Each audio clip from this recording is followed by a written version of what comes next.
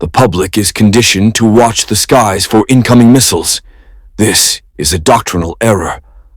A launch-on-warning posture is a relic of symmetric warfare, a kinetic cost no adversary is willing to pay. The primary vector of attack is not fire, it is silence. According to CSIS analysis, over 95% of global data, including the trillions in financial transactions that service America's debt, travels through a handful of undersea fiber optic cables. These are the arteries of the global economy. They are catastrophically vulnerable to deniable disruption. Above, the satellite constellations providing GPS timing for stock exchanges and secure communications for strategic command are equally exposed. Adversary protocols for dazzling or blinding these assets are not theoretical.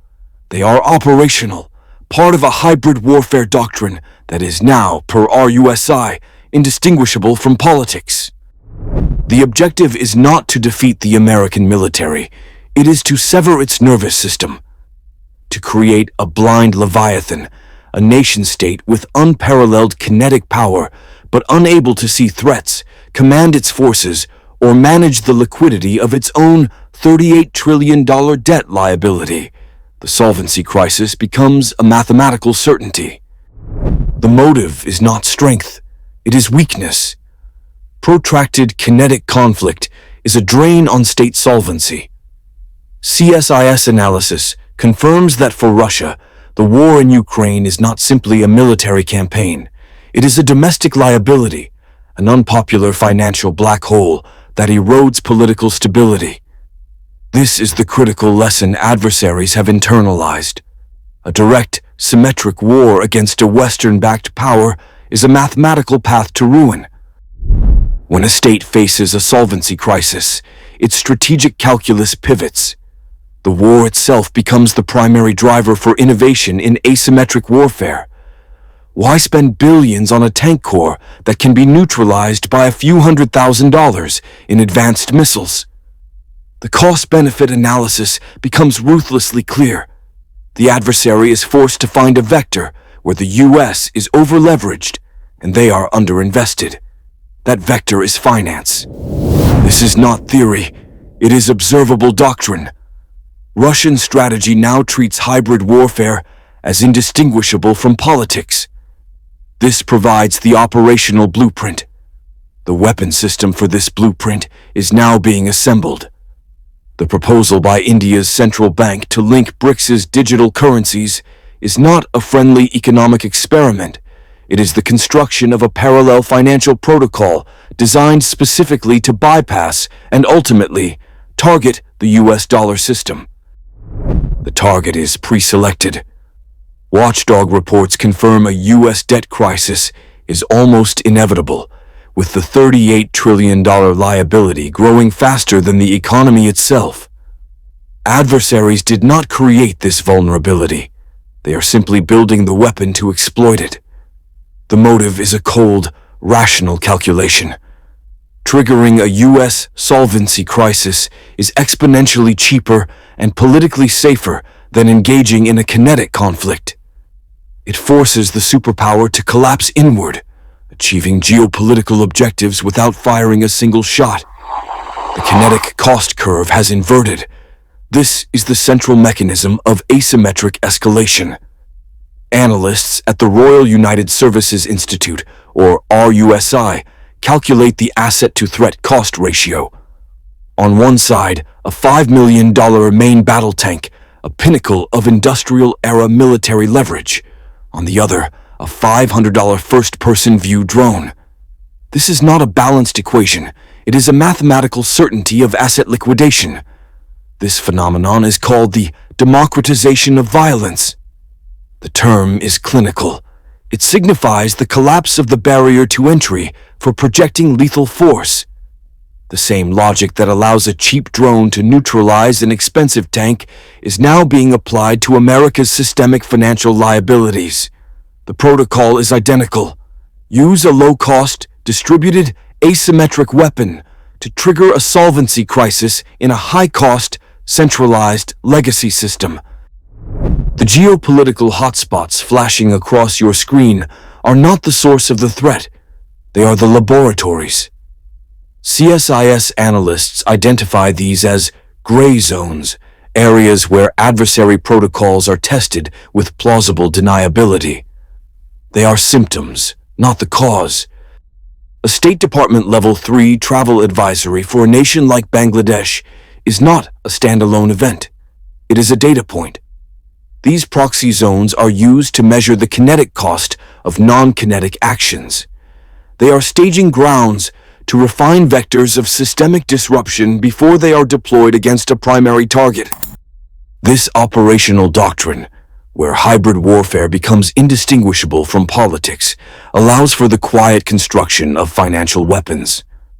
While Western strategic attention is drawn to regional fires, the real work is done elsewhere. Linking digital currency protocols among BRICS nations, as proposed by India's central bank. These gray zone laboratories are designed to perfect the methods for triggering a solvency crisis from a distance. The ultimate target is not a territory, it is the mathematical certainty of the $38 trillion US debt liability. The regional instability is merely the test range for the weapon that targets it. The launch on warning doctrine is not aggression, it is a mathematical calculation. The protocol dictates that a nuclear retaliatory strike is launched upon detection of an inbound enemy launch before the first warhead impacts. This is designed to guarantee a second strike capability, making a first strike unwinnable. It is the cold logic of deterrence, built on the assumption that early warning data is irrefutable. That assumption is now obsolete. This framework has a digital Achilles' heel. Adversary protocols, mirroring the fusion of Russian hybrid warfare and politics, now prioritize systemic attacks over kinetic ones, source number 2. The primary target is no longer the missile silo. It is the data feed to the command center. The objective is to inject uncertainty into the decision-making loop. This creates the fog of digital war. A strategic cyber attack, a vector analyzed by think tanks like CSIS, can blind satellite and radar systems. The commander is then forced to interpret a black screen. Is it a system malfunction or a sophisticated attack masking an inbound salvo? The protocol forces a decision based on fear. To hesitate is to risk decapitation. To launch is to trigger global escalation based on a potential ghost in the machine. This dilemma is the endgame of the economic assault. Once a solvency crisis becomes almost inevitable due to the $38 trillion debt liability, source number 4, and America's economic leverage is neutralized, this military paradox becomes the only remaining strategic option. When financial weapons cripple a nation, the kinetic cost is the final variable in the equation. Before activating a systemic financial weapon like a BRICS digital currency linkage, prudent adversaries run a calibration test. They require a live fire exercise to measure systemic fragility and response time under stress. The doctrine for such an operation is defined. Russian hybrid warfare models make state action indistinguishable from political or industrial accident. The target vector will not be domestic infrastructure. The kinetic cost is too high. Instead, the protocol demands a critical external supply chain node with pre-existing instability and plausible deniability. Analysts at RUSI identify the port of Chittagong in Bangladesh as a high-probability vector. It is a primary logistics hub for Western economies, and recent State Department travel advisories already flagged the region for instability.